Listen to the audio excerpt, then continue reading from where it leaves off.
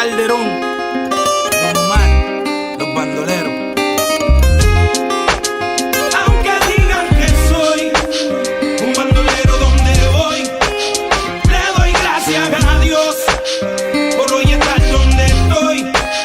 Y voy a seguir con mi tumbao y con mis ojos colorados, con mi gato activado. Ustedes no me lo han dado.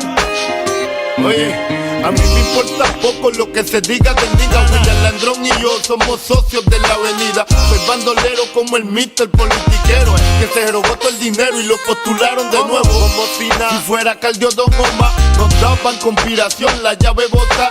Y yo no soy ejemplo, mi respeto al tempo. Su único delito fue tener talento.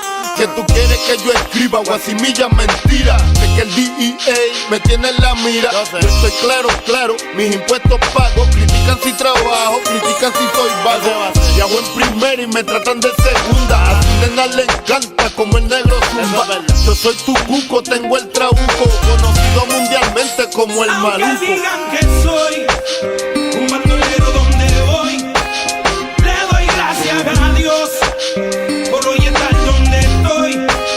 Y voy a seguir con mi tumbao y con mis ojos colorados, con mi gato activado.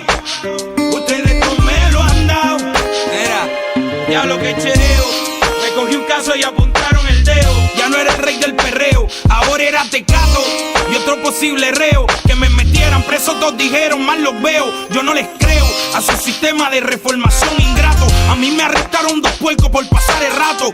Y yo aquí pichando, aguantando, callando. Si nadie es perfecto, ¿de qué me están juzgando? Ya sé con mi vida lo que cualquiera puede, vivir como quiere, tener sus placeres. Mi gente, yo no soy distinto a ustedes. Y hoy en día soy cantante porque ustedes quieren. Me dieron las primeras planas, coger rapero con marihuana, pistola y cosas raras.